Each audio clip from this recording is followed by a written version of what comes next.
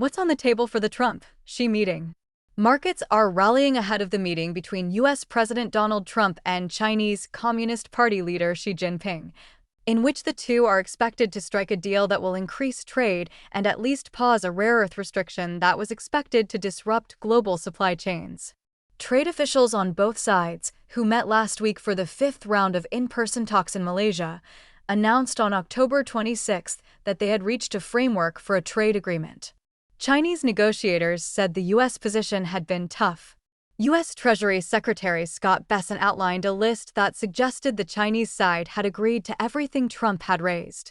In an interview with NBC's Meet the Press on October 26, Bessent said, "President Trump gave me a great deal of negotiating leverage with the threat of the 100% tariffs. Trump has said he wants a deal on everything, previewing a long list of issues he will bring up at the bilateral meeting." The U.S. president is currently on a tour through Asia that began with attending the first day of the ASEAN summit in Malaysia on October 26. There, he oversaw the signing of a peace deal between Thailand and Cambodia and signed trade agreements with Vietnam, Malaysia, Cambodia, and Thailand. He is now at his next stop, Japan, where the country's monarch received him before Trump met with newly elected Prime Minister Sanai Takaichi. Trump will travel to South Korea on October 29 to meet with President Lee Jae-myung, address global and business leaders at APEC, and then meet with Xi on October 30. Here's what Trump and Xi are expected to finalize. Rare earth exports. High on the U.S. list of demands is reliability in China's rare earth exports. On October 9, Beijing announced export controls on 7 rare earths, building on an April announcement and bringing the total to 12. Crucially, the Chinese communist regime would require licenses for trade of any goods containing 0.1% or more rare earths that were mined or processed in China, and China controls some 90% of rare earth processing. When Beijing announced restrictions in April, the slowdown in rare earth exports put global automakers at risk of having to shut down production lines after just weeks. The recent move temporarily derailed Trump-Xi talks. On October 10, Trump threatened 100% additional tariffs and other export controls, as officials in the United States and other international bodies called on China to roll back the restrictions. Then, China talks began, with U.S. Trade Representative Jamieson Greer saying the Chinese side agreed to defer in the face of the high tariffs. Bessent said similarly that, following the most recent round of in-person negotiations, he's expecting some kind of deferral on the restrictions. "I believe that they're going to delay that for a year while they re-examine it," Bessent said in an ABC interview. The United States has long had concerns about its reliance on China for critical minerals, which are widely used in electronics. Trump, in his second term, has accelerated the diversification of this supply chain, with federal agencies investing in mining operations and the president most recently securing critical mineral agreements with Thailand and Malaysia. "In about a year from now, we'll have so much critical mineral and rare earth that you won't know what to do with them," Trump said after announcing a critical minerals deal with Australia on October 20. Soybeans.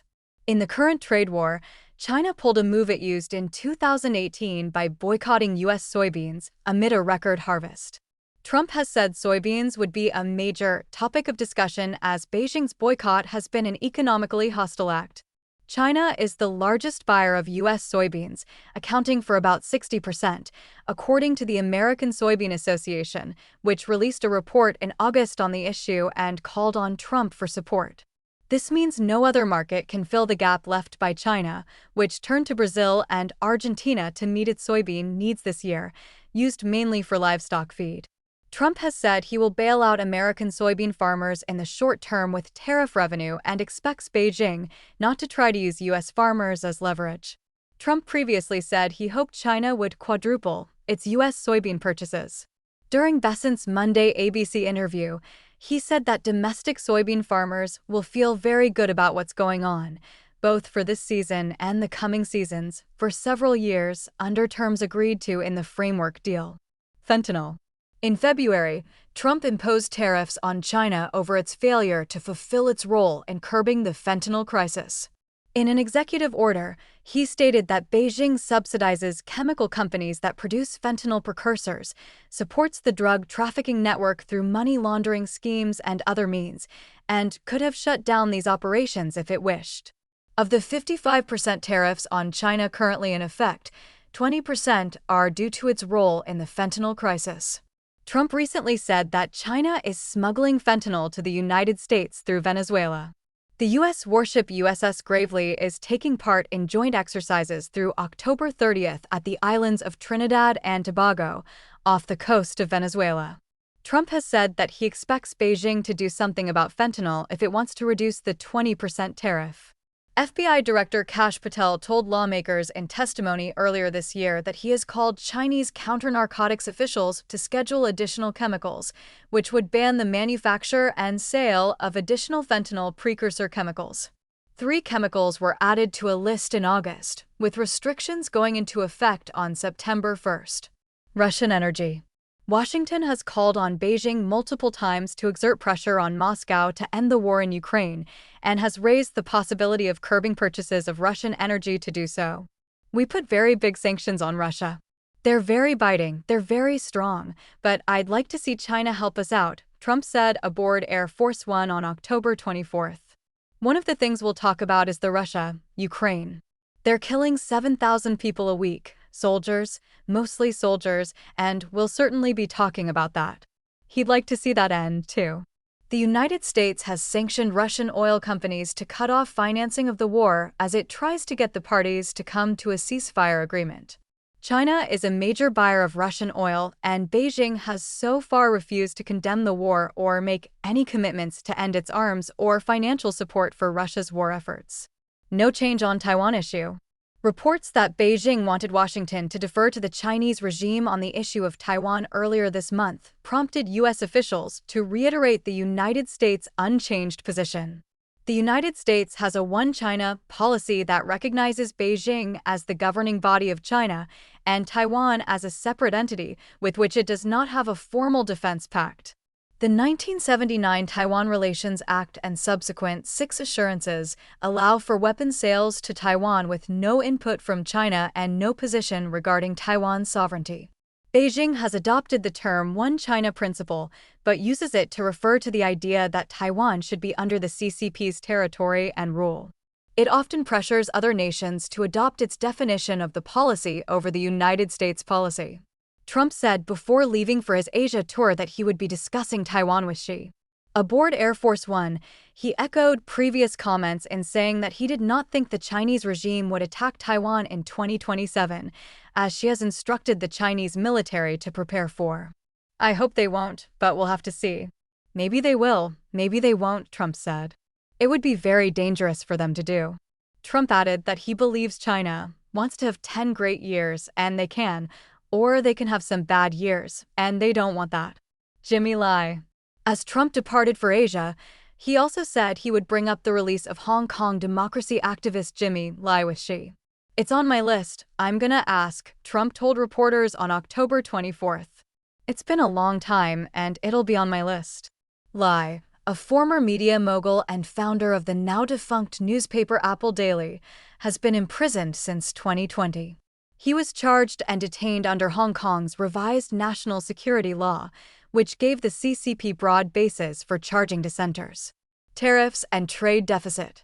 According to Trump and U.S. officials, key to the recent negotiations was the president's ability to impose tariffs in retaliation for Beijing's unfair trade practices, such as the rare earth restrictions. Trump in April announced several tariffs on China, totaling in the triple digits, and they have been paused and pushed back several times as the two nations try to work out a deal. Tariffs of about 157% were set to go into effect on November 10th, before Trump threatened 100% additional tariffs to begin on November 1st if Beijing went through with the rare earth restrictions. Trump administration officials have said several times that the Chinese regime wants to bring that number down and has continued talks with the United States to that end. Trump has said he wants concessions from China in exchange for lowering tariffs, not least of all closing the trade deficit. Most of the Trump tariffs have been imposed to rebalance trade between the United States and other countries. They have generally led some foreign governments to agree to buy down the difference through multi-billion-dollar investments in critical industries in the United States. For example, South Korea has agreed to invest in the U.S. shipbuilding industry, and Japan has agreed to invest $550 billion in industries of Trump's choice. The U.S. Trade Representative's office also recently opened an investigation into China's compliance with the Phase 1 agreement it struck with the United States at the end of Trump's first term. Beijing had agreed to purchase U.S. goods and services above 2017 levels by at least $200 billion and make reforms to prevent technology and intellectual property theft. Still, the agreement is primarily considered to have fallen by the wayside. A formal finding that China failed to fulfill its commitment could result in penalties such as tariffs. Trump says the tariffs he has imposed under emergency powers have been critical to securing trade deals with countries around the world, but the Supreme Court will have the final say on their legality. Trump's Asia tour comes just ahead of a hearing at the High Court on November 5th, which Trump has said he wants to attend in person.